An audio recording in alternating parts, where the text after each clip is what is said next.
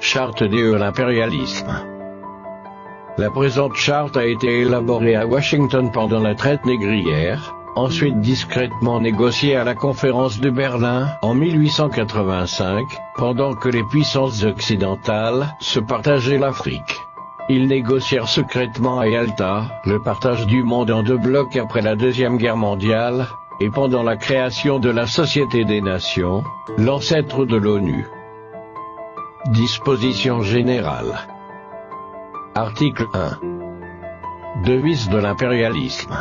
Gouverner le monde et contrôler les richesses de la planète. Notre politique est de diviser pour mieux régner, dominer, exploiter et piller pour remplir nos banques, et faire d'elles les plus puissantes du monde. Article 2. Aucun pays du tiers-monde ne constitue un État souverain et indépendant. Article 3. Tout pouvoir dans les pays du tiers-monde émane de nous, qui l'exerçons par la pression sur les dirigeants qui ne sont que nos marionnettes. Aucun organe du tiers-monde ne peut s'en attribuer l'exercice. Article 4. Tous les pays du tiers-monde sont divisibles, et leurs frontières déplaçables selon notre volonté. Le respect de l'intégrité territoriale n'existe pas pour le tiers-monde. Article 5. Tous les dictateurs doivent mettre leur fortune dans nos banques pour la sécurité de nos intérêts.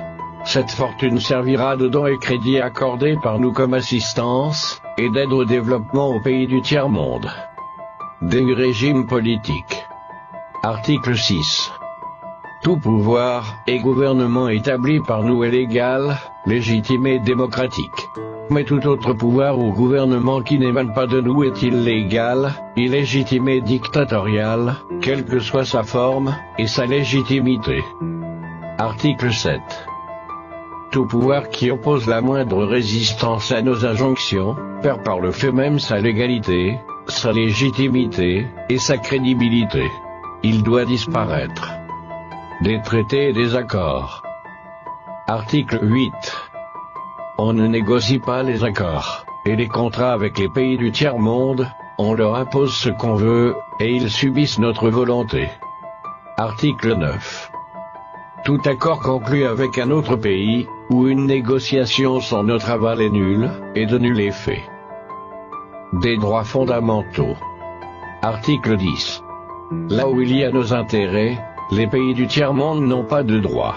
Dans les pays du Sud, nos intérêts passent avant la loi et le droit international. Article 11. La liberté d'expression, la liberté d'association, et les droits de l'homme, n'ont de sens que dans le pays où les dirigeants s'opposent à notre volonté. Article 12. Les peuples du tiers-monde n'ont pas d'opinion, ni de droit, ils subissent notre loi et notre droit. Article 13. Les pays du tiers-monde n'ont ni culture ni civilisation, sans se référer à la civilisation occidentale. Article 14. On ne parle pas de génocide, de massacre ni de crimes de guerre ou de crimes contre l'humanité dans les pays où nos intérêts sont garantis, même si le nombre des victimes est très important. Des finances publiques. Article 15. Dans les pays du tiers-monde, nul n'a le droit de mettre dans leur banque un montant d'argent au-dessus du plafond que nous avons fixé. Lorsque la fortune dépasse le plafond, on la dépose dans l'une de nos banques pour que les bénéfices retournent sous forme de prêts ou d'aide économique au développement en espèces ou en nature. Article 16. N'auront droit à l'aide précitée les pays dont les dirigeants font preuve d'une soumission totale à nous, nos marionnettes et nos valets. Article 17. Notre aide doit être accompagnée des recommandations fortes de nature à empêcher et briser toute action de développement des pays du tiers-monde. Des traités militaires. Article 18. Nos armées doivent être toujours plus fortes et plus puissantes que les armées des pays du tiers-monde. La limitation et l'interdiction d'armes des destructions massives ne nous concernent pas, mais s'imposent aux autres. Article 19. Nos armées doivent s'entraider et s'unir dans la guerre contre l'armée d'un pays faible pour afficher notre suprématie, et se faire craindre par les pays du tiers-monde. Article 20.